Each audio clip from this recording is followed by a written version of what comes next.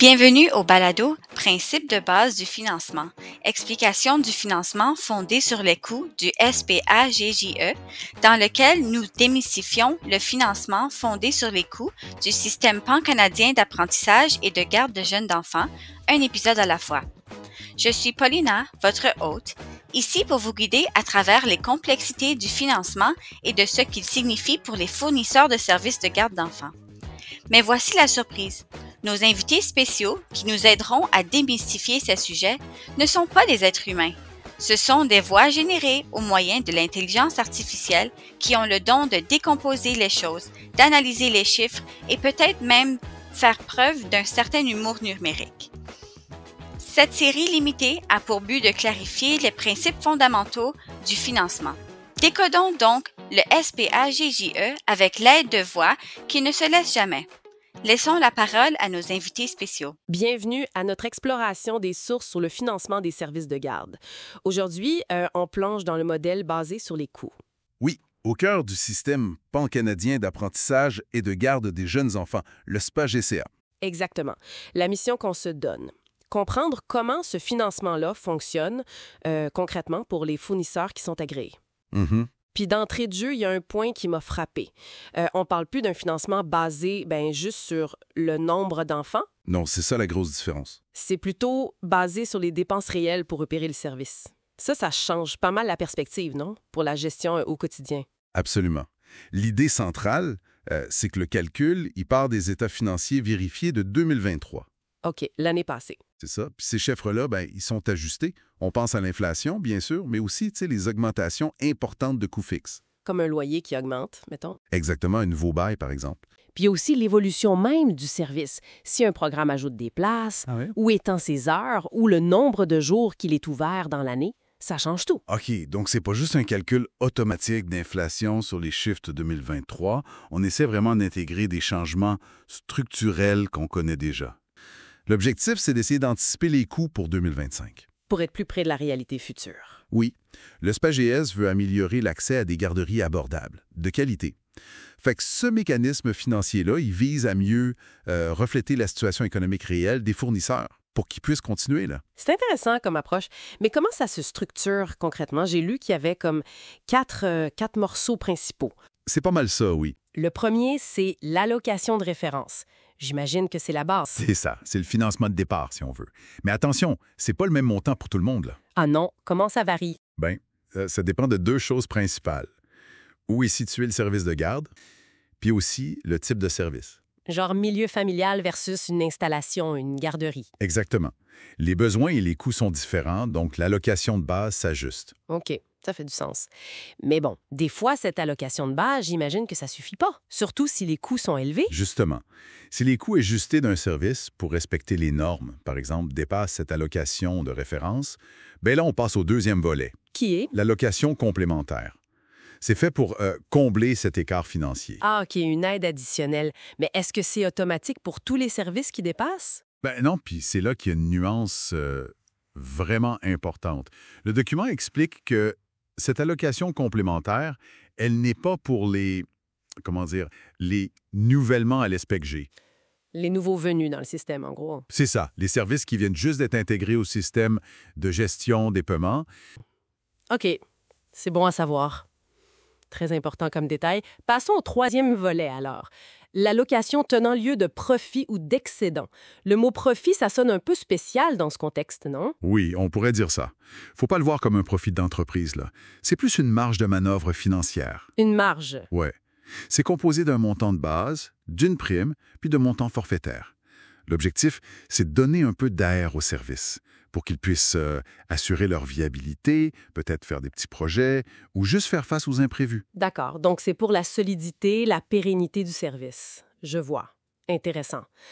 Et le dernier, le quatrième volet, compensation des revenus attendus des frais de base. Lui, il fonctionne à l'envers, si je comprends bien. Tout à fait. Les trois premiers, c'est de l'argent qui rentre pour le service. Celui-là, il vient réduire le financement total que le gouvernement donne. Réduire. Pourquoi? Parce que le système tient compte de ce que les parents payent directement. Le fameux frais de base quotidien, là, qui est mentionné à 22 $. Ah, la contribution parentale. Exact. Le gouvernement calcule combien il s'attend à ce que le service reçoive de ses frais payés par les parents, puis déduit ce montant-là de l'aide publique totale. OK, je comprends.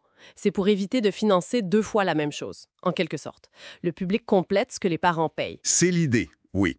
Une déduction basée sur ces revenus attendus des familles. Bon, si on récapitule vite fait, on a l'allocation de référence, la base qui varie.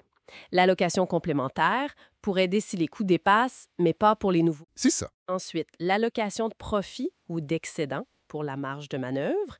Puis finalement, la compensation qui enlève la part attendue des parents du financement public. Excellent résumé. Puis pour que ça soit bien clair, on a 2 cas pratiques. Le fournisseur A et le fournisseur B. Commençons avec le A si tu veux bien. Parfait. Alors, fournisseur A.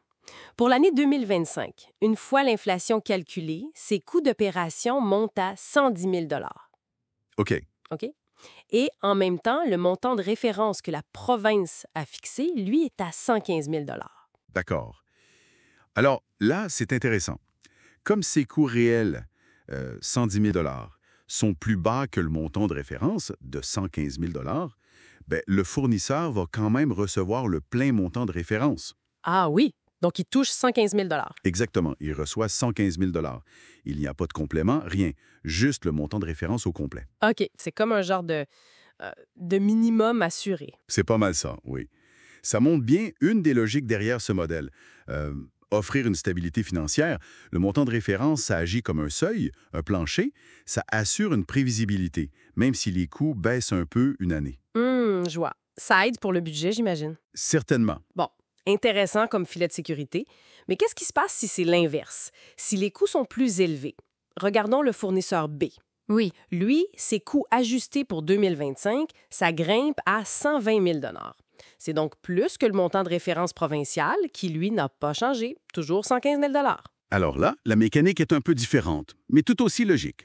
Le fournisseur, il reçoit d'abord le montant de référence, donc le 115 000 OK, la base. La base, oui, mais comme ses coûts justifiés sont plus hauts, ben là, il y a un complément qui s'ajoute. Un complément qui correspond exactement à la différence, j'imagine. Tout à fait. La différence entre ses coûts réels, 120 000 et le montant de référence, 115 000 c'est 5 000 D'accord. Alors, il reçoit 115 000 plus ce 5 000 de complément. Ce qui fait un total de 120 000 donc ça couvre pile ses dépenses réelles. Exactement. Le but, c'est vraiment de couvrir les coûts quand ils dépassent le seuil fixé par la province. Ça évite qu'un fournisseur se retrouve sous-financé alors que ses dépenses sont reconnues comme légitimes. C'est plus clair. Mais là, j'ai une question.